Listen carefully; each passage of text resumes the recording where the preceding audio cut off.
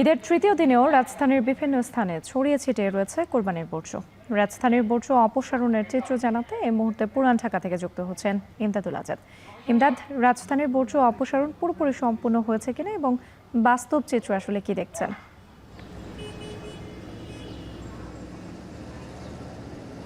রাত্রি প্রতিবারের মতো এবারও সরকারের একটা চিরচেনা প্রতিশ্রুতি ছিল যে কোরবানির পর খুব দ্রুততম সময়ের মধ্যে বর্জ্য অপসারণ করা হবে। ঢাকার যে 2 সিটি কর্পোরেশন ছিল তারা আরও এক ধাপ এগিয়ে ছিল। দক্ষিণ সিটি কর্পোরেশন বলেছিল যে 8 ঘন্টার মধ্যেই তারা বর্জ্য অপসারণ করা হবে, কিন্তু সেই প্রতিশ্রুতি আসলে কথার কথা হয়েই রয়ে গিয়েছে। আমরা বেশ কিছু এলাকা ঘুরলাম, কিছু কিছু এলাকায় বর্জ্য অপসারণের দৃশ্য সন্তোষজনক হলেও আমরা এখন যেখানে আছি সূত্রাপুর ফায়ার সার্ভিসের সামনে, এটি সম্ভবত কাঠের পোলের ঠিক সামনে, এখানে আমরা দেখতে পাচ্ছি যে বর্জ্যের কিছু উচ্ছিষ্টাংশ এখনও পড়ে আছে। আমরা আসার পরে, আমরা 15 মিনিট আগে এসেছি, আমরা আসার পরে এখন সিটি কর্পোরেশনের যারা কর্মীরা রয়েছেন তারা এখানে পরিচ্ছন্নতা কার্যক্রম শুরু করেছেন, তারা এগুলো অপসারণের চেষ্টা করছেন। আমরা তাদের জিজ্ঞেস করেছিলাম যে 8 ঘন্টা পেরিয়ে প্রায় 48 ঘন্টা হওয়ার পথে এখন এত দেরি হওয়ার কারণ কি। তারা যেটি আমাদের আসলে বললেন যে তাদের গাড়ি সংকট সিটি কর্পোরেশনের, এছাড়াও গতকাল প্রধানমন্ত্রী এই এলাকায় বর্জ্য পরিদর্শন করেছেন, বিশেষ করে পাশেই দয়াগঞ্জ এলাকা।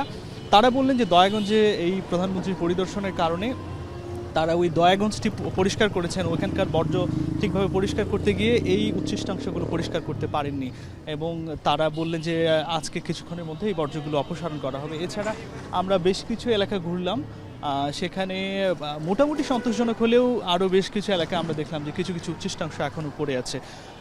সিটি কর্পোরেশন, আমরা যদি আরও একটু বিশদভাবে বলি, আমরা গতকাল বিকেল পর্যন্ত পুরান ঢাকার আরও বেশ কিছু এলাকায়, আজিমপুর, হাজারীবাগ, সেই এলাকাগুলো ঘুরেছি গতকাল বিকেল পর্যন্ত। সেই বিকেল পর্যন্ত গতকাল আমরা কিছু উচ্ছিষ্টাংশ, শুধু উচ্ছিষ্টাংশ না, বাসার বাড়ির ময়লাও 3 দিন পর্যন্ত নেওয়া হয়নি, এরকম অভিযোগও আমরা শুনেছিলাম গতকাল।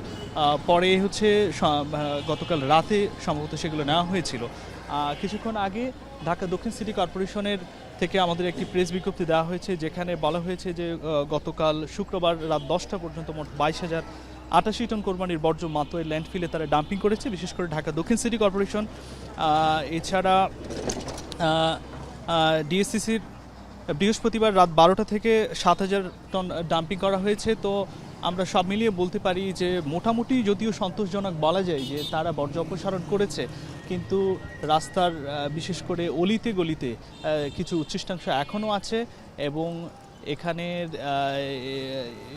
আমরা এখানে এটা ঠিক মহাসড়কের পাশেও এখানেও আমরা উচ্ছিষ্টাংশ দেখতে পাচ্ছি, যদিও সিটি কর্পোরেশনের কর্মীরা দাবি করছে তারা কিছুক্ষণের মধ্যে এগুলো অপসারণ করবে। রাত্রি এই ছিল সূত্রাপুর থেকে বর্জ্য অপসারণের আমার কাছে সবশেষ তথ্য।